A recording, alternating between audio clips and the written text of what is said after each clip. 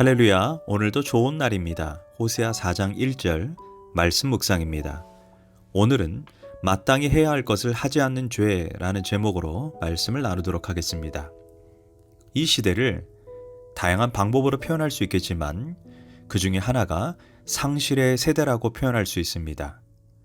교회가 교회다움을 상실했고 성도가 성도다움을 상실했습니다. 가정은 가정다움을 상실했으며 아비는 아비다움을, 어미는 어미다움을, 자식은 자식다움을 상실했습니다.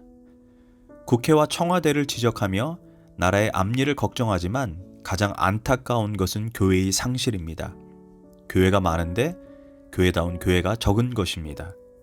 하나님의 말씀이라고 외치는 소리는 많은데 진정한 하나님의 말씀은 적고 목사는 많은데 목사다운 목사가 적다는 것입니다. 2020년 통계조사에 의하면 미국인 중에 기독교인이라고 말한 사람이 50.6%, 즉 2명 중에 1명이라고 했고 한국은 25%로 4명 중에 1명이 크리스찬입니다. 문제는 크리스찬들이 많아져도 하나님의 나라, 하나님의 통치는 확장되고 있지 않다는 것입니다. 도리어 크리스찬들이 많아져도 세상은 점점 어두워져 가고 성경과 반대의 가치관으로 치닫습니다. 그 이유는 무엇일까요? 하나님의 백성들이 하나님 백성답게 살지 않기 때문입니다. 그래서 1절에서도 이렇게 시작합니다. 이스라엘 자손들아, 여호와의 말씀을 들으라. 여호와께서 이 땅 주민과 논쟁하시나니 이 땅에는 진실도 없고 인애도 없고 하나님을 아는 지식도 없다. 여기에 하나님께서 3가지를 지적합니다. 첫째, 이 땅에 진실도 없고, 두 번째는 인애도 없고, 세 번째는 하나님을 아는 지식이 없다고 말씀하십니다. 보통 사람들이 생각하는 죄는 하나님이 금지하신 것을 행하는 것을 죄라고 생각합니다. 그러나 성경은 성도가 마땅히 해야 할 것을 하지 않는 것도 죄라고 말합니다. 야고보서 4장 17절에서 그러므로 사람이 선을 행할 줄 알고도 행하지 아니하면 죄니라. 즉, 죄는 적극적인 죄가 있고 소극적인 죄가 있습니다. 적극적인 죄는 범죄 행위라고 말한다면 소극적인 죄는 마땅히 해야 할 것을 방관하는 죄입니다. 마땅히 내가 복음을 전하지 않으면 그가 지옥에 간다는 것을 알고 있음에도 불구하고 내가 지옥 가는 것도 아닌데 굳이 관계를 불편하게 만들 필요가 있는가 하고 복음을 전하지 않으면 그것도 죄라는 것입니다. 또 어떤 사람이 억울한 일을 당했고 그것을 목격했음에도 불구하고 자기에게 피해가 될까봐 또한 내 이익 관계로 인해 증언하지 않는 것도 성경은 죄라고 말합니다. 또한 내 양심 속에 저 사람을 도와주지 않으면 큰 공경에 빠질 것을 알고 있으면서도 모른 채 한다면 그것도 죄입니다. 그래서 우리는 나중에 하나님의 심판대 앞에 섰을 때 충격적인 일이 일어날 수도 있습니다. 나는 분명 죄가 아니라고 생각했던 것들이 죄라고 판명이 되는 것입니다. 특별히 1절에서 하나님의 백성들이 마땅히 해야 될 것을 하지 않는 죄에 대해 구체적인 사례를 말해주고 있습니다. 첫째는 하나님의 백성이 진실되지 않음을 하나님이 한탄하십니다. 이스라엘 자손들아, 여호와의 말씀을 들으라. 이 땅에 진실함이 없고, 여기에서 진실은 원어로 에메트라고 하는 단어로 하나님과 사람과의 관계에서 거짓됨이 없는 말과 행실을 의미합니다. 무엇보다 하나님의 백성들은 하나님이 진실하신 것처럼 우리도 삶의 자리에서 크고 작은 어떤 것이든지 진실해야 합니다. 거짓됨이 없어야 합니다. 정직해야 합니다. 약속을 잘 지켜야 합니다.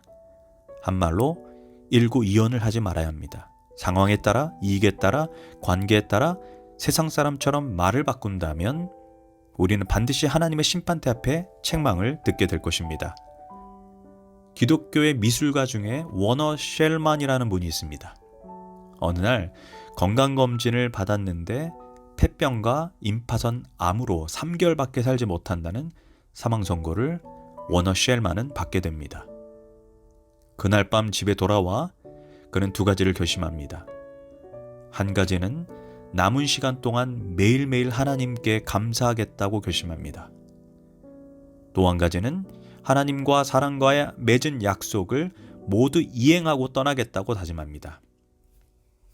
마음먹은 이튿날부터 그 입에는 감사가 끊이지 않았습니다. 하나님, 오늘 당장이라도 저를 데려가실 수 있지만 3개월 동안 천국 준비하게 하심을 감사합니다. 그리고 하나님과 사람들과 한 약속을 이행하지 못한 것이 무엇인가를 곰곰이 생각했습니다. 먼저 교회에 작정해 놓고 드리지 못한 헌금을 드렸습니다. 또한 하나님께 서원하고 행하지 못한 것들도 이행했습니다. 사람들과의 채무 관계도 깨끗하게 처리했습니다. 또한 가족들과 여행 약속을 해놓고 가지 못했던 것도 이행했습니다. 불쌍한 사람들을 돕겠다고 말한 후에 이행하지 않은 것도 실행했습니다. 그런 가운데 놀랍게 3개월이 지났고 1년이 지났고 2년이 어느덧 지나가 버렸습니다. 그런데 몸이 괜찮아진 것입니다. 할렐루야. 그러다가 하나님과 약속한 것이 하나 더 있다는 것을 깨닫게 되었습니다. 영원한 생명을 주신 놀라우신 예수님의 얼굴을 언젠가는 자신의 손으로 그려보겠다고 약속한 것입니다. 그는 기도하면서 예수님의 얼굴을 그렸습니다. 그 그림이 종종 기독교인들의 집에 걸려있는 유명한 예수님의 초상화입니다. 그는 그 약속을 지켰습니다. 그가 진실함을 회복했을 때 진실하신 하나님이 그를 축복해 주셨던 것입니다.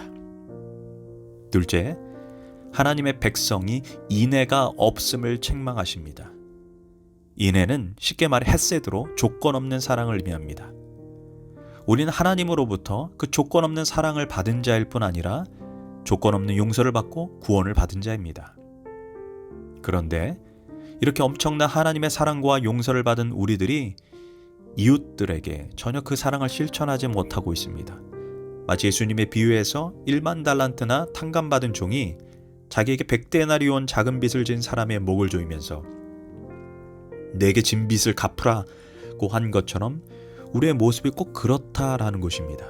가정에서, 직장에서, 교회 공동체에서 우리는 과연 하나님의 조건 없는 사랑과 자비를 받았지만 그 사랑과 용서를 베풀고 실천하고 있는가?